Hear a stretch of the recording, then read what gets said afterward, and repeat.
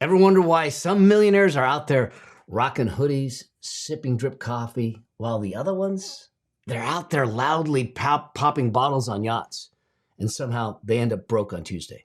It's kind of weird, right? Because here's the twist. Those low-key folks with the older cars and the quiet lives, they're actually often the wealthier ones, other than the ones that are broadcasting it. And today, I'm going to pull back the curtain. I'm going to give you the 7 smart habits that the quiet millionaires swear by. Habits that build wealth without noise. This is Building Your Money Machine, where we teach you how to master your money, eliminate financial stress, so you can live a life of choice. Think of it as your financial education with a side of sarcasm and a whole lot of heart. And I'm your host, Mel Abraham. And listen, when I started this thing out, I thought that I was going to be knee deep in spreadsheets as an accountant in a corner office, not talking to people. But in the end, fast forward 30 years and working with people as a money mentor, as a financial expert, as an entrepreneur, I have learned the hard way, and sometimes the fun way, that money without meaning is like running on a treadmill. Get sweaty, get tired, but you never get anywhere. All right? So here's the deal. In this episode, I'm going to show you why the world's quietest millionaires stack their habits, how they do it, and play the long game so they can choose purpose over parading. Yep. We're going to bust the myths. We're going to poke a little fun at a Lambo here and there and the Lambo culture, but we're going to do it so you can have the life that you want. All right, let's do this. All right, let's start with this.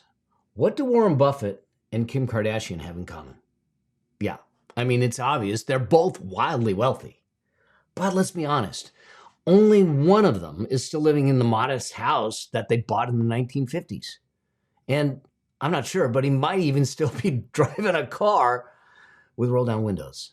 See, today, I don't want to talk about fame. I don't want to talk about fortune. I don't want to talk about flaunting it all over social media. I want to talk about something that is far more powerful, and that is building wealth that whispers.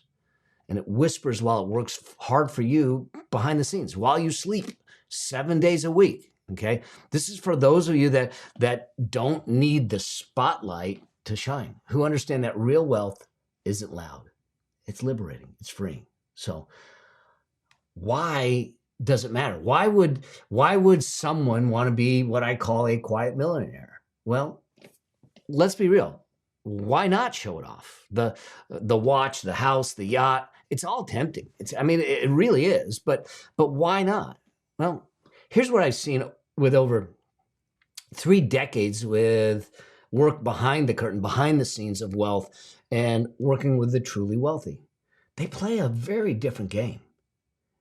And that game actually allows them to play the game at a much bigger level than people even know.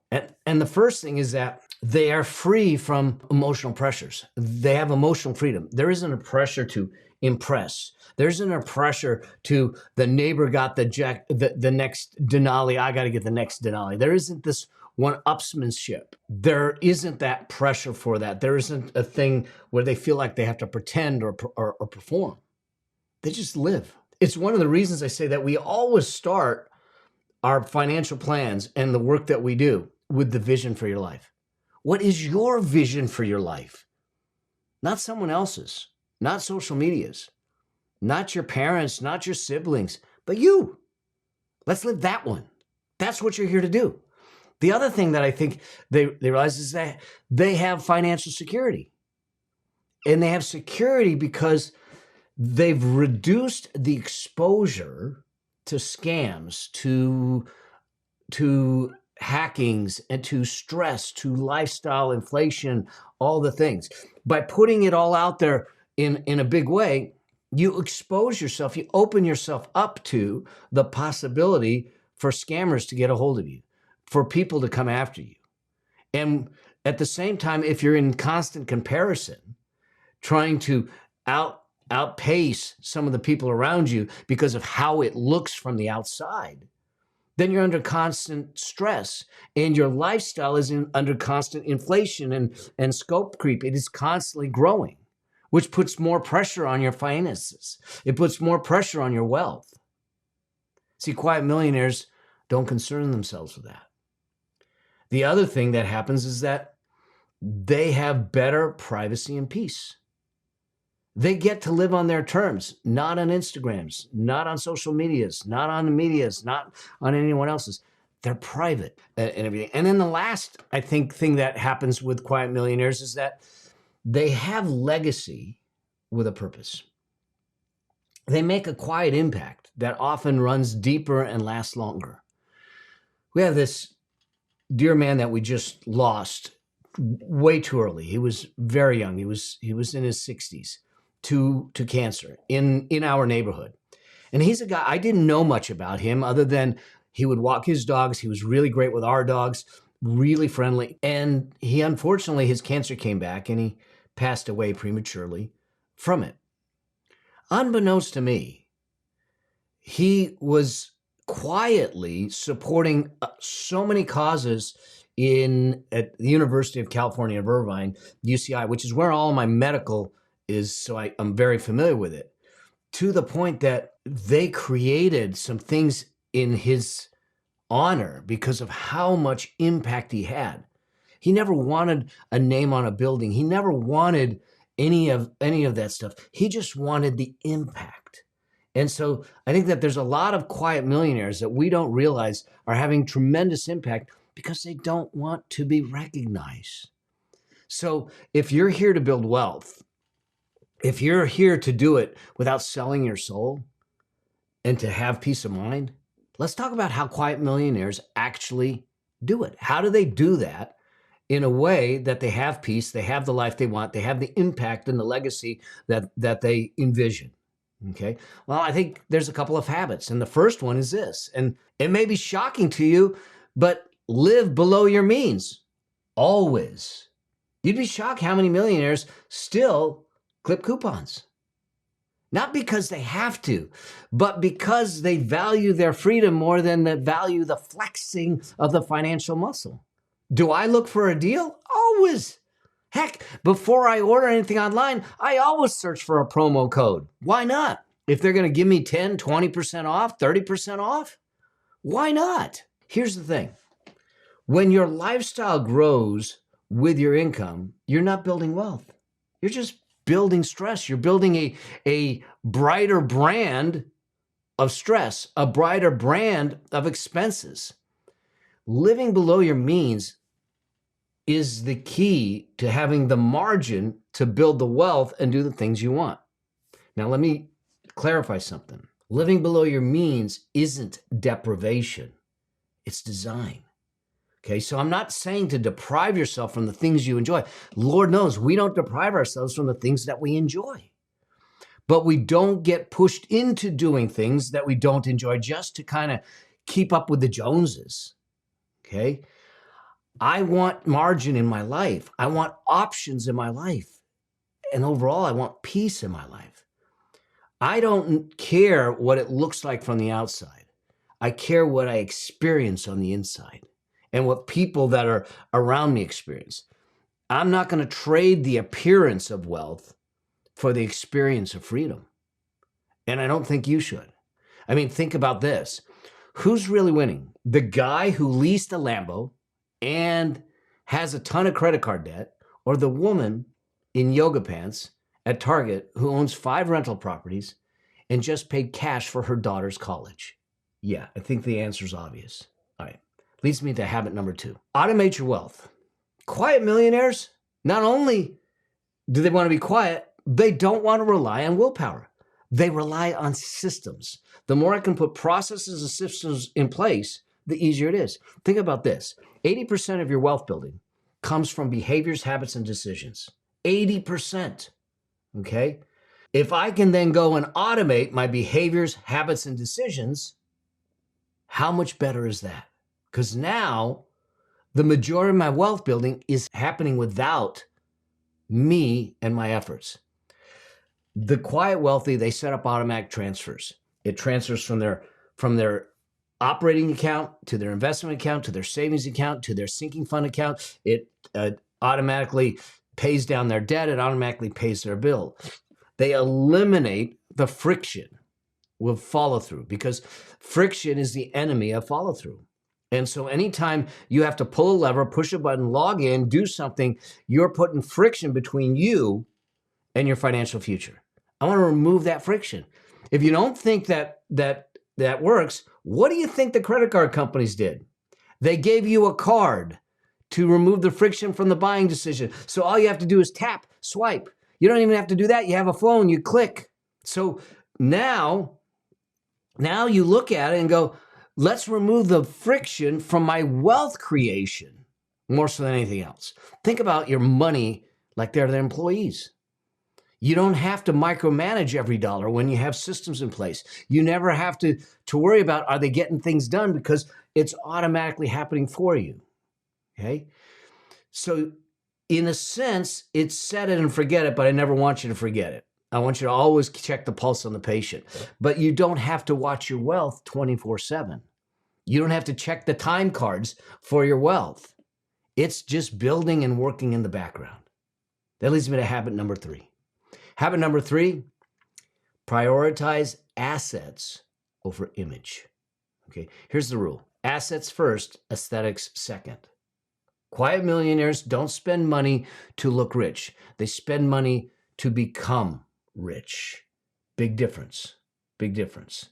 A flashy car out there, that might impress the valet, but it isn't going to generate cash flow, especially if you finance the car over 7-8 years like they're trying to do now. A solid index fund or ETF or a piece of rental real estate that is producing income on an ongoing basis, that is impressive, because that's going to give you the life you want.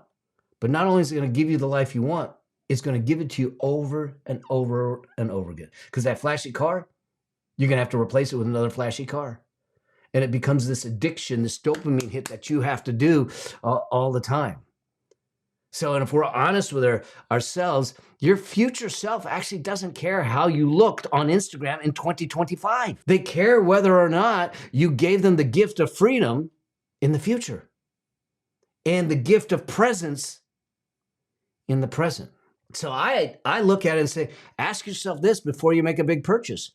Is this a status play or a strategy move? Strategy move, let's go for it. Status play, maybe we should reconsider it. All right. Leads me to habit number 4. Guard your privacy. This one's big. Okay. Quiet millionaires, they know that their money attracts attention, and not all of it is good. Okay. It's kind of crazy. At one point, I used to do business management, and I was doing business management for people in the music industry. And I was one of my clients.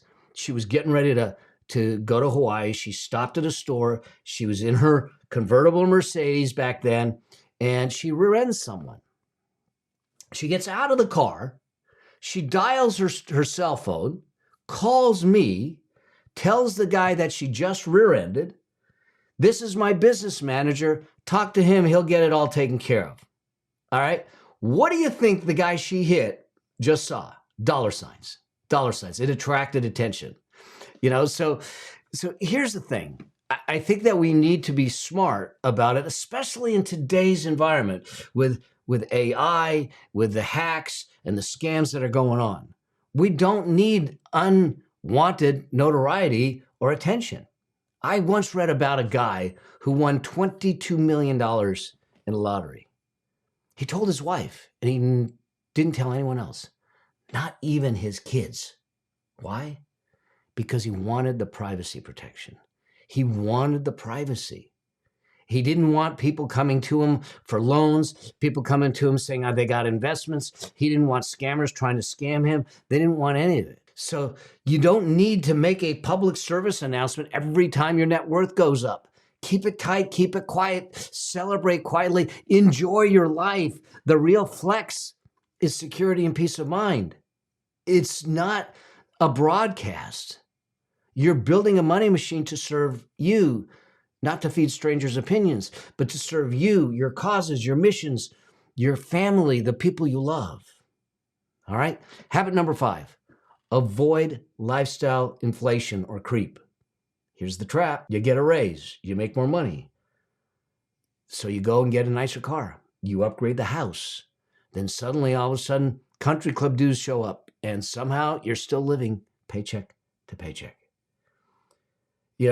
There's so many things that happen with this, is that as our income goes up, we tend to grow our life in a sneaky way. That inflation, that lifestyle inflation. And we can't figure out why I'm making so much more money, but I don't feel like I'm getting any further ahead. This is why it's so instrumental to have the vision for your life, to plan it out with intention. Like my wife and I could afford a bigger home, a nicer home, but we live in a beautiful home. It's large, on the beach. Why are we going to go somewhere else? Because we can afford it? No. This is what we need. This is what we love. We don't need to upgrade it. It's beautiful. And it ain't cheap. Quiet millionaires don't fall for it. They stay in their lane. They stay anchored to their vision. They stay anchored to their values. And they, in fact, invest and spend their money based upon value and their values, and not just their income. So it's not about spending more. It's about making sure that you're paying for the life that you choose. So you may need to save more. You may invest more. You may stay more focused on that journey to make it happen. Don't let your lifestyle outpace your purpose. That's when we get in trouble. All right. Habit number 6, give generously, but quietly. I already told you about that friend that lived here. This one is home. The quiet millionaires I know are some of the most generous people you'll ever meet. And I know this is hard because the media has done a wonderful job at demonizing money, at demonizing the wealthy, demonizing the chosen few and all that. They've never highlighted, or hardly ever highlighted, the generosity of some of them. By and large, the majority of the people that I know that are wealthy are extremely generous with their money, with their time, with their wisdom, with their knowledge. And they don't look for applause. They look to know that it mattered. That's all. And it's because they can. They have a choice, and they can make a choice. And so they believe that the wealth is the paintbrush. It's the tool, not the trophy. And when we start to parade the wealth, we're making it a trophy and not a tool for good. You won't find their names on a bunch of buildings, but you'll find their fingerprints on scholarships. You'll find their fingerprints on shelters. You'll find their fingerprints on lives changed. Okay? Tell you this, there's a different kind of ROI that comes with giving without needing recognition. That leads me to habit number 7. Play the long game. The loudest voices on online promise overnight riches. I don't. Because overnight riches leads to overnight poverty. It comes in fast and it goes out fast. Quiet millionaires, they're playing a different game. They understand the power of compounding. They understand the power of deliberate, intentional, consistent results. And they understand the power of thinking in decades and generations instead of weeks and years. They understand when I invest at 25, it will multiply exponentially by the time I hit 45, by the time I hit 55. They're not here for sprints. They're here for marathons. Let me put it this way. You can chase the fast money, or you can build the forever money. I want you to build the forever money. Quiet millionaires, they build forever money. It's boring. It's not an adrenaline rush, but it's consistent. It may be slow, but it's wildly effective. All right? So here's the question for you. Which of these habits are you going to embrace today? Do you really want to be a loud millionaire, or do you want to be a quiet millionaire? Do you want someone that is having an impact and doesn't necessarily need the recognition? Do you want to be more at peace, less recognized, less susceptible to hacks, scams, and other things? And maybe take the quiet path, but make sure you live your life the rich way. Because it's not someday, it's not once I make it, it's now. Your financial freedom doesn't start with a windfall. It starts with a mindset. It starts with systems. It starts with clarity. It starts with a process, because your legacy, remember, isn't something you leave behind, an accumulation of stuff. It's something you live each and every day. And quiet millionaires know this. They know that they're not chasing the attention, they're creating the freedom, and so can you. So I hope that you start to look at things and say, I want to follow the processes of the money machine. I want to follow the wealth priority ladder. I want to build the wealth. But more importantly, I want to build a rich life. I want to build a rich life that is of your own design, of your own vision, in alignment with your values, congruent with what your calling is. So now we build the finances so it allows you to have a life of choice where you wake up each and every day, put your feet on the floor and make a choice. What are you going to do that day? How are you going to show up? Who are you going to impact? And how are you going to affect them? That's, I think, true wealth. That's, I think, true richness. That's what I want for you. So I hope that this helps. I hope that you'll start to think about these things. Let me know which habit kind of hits you, which one you want to embrace now, and what your next step is. I'd love to hear from you. And if you haven't done so already, subscribe, stay with me, and maybe share this out with a friend. Let's do this. Remember, I believe that financial freedom is your birthright. Let's go out and claim it, and we can do it together.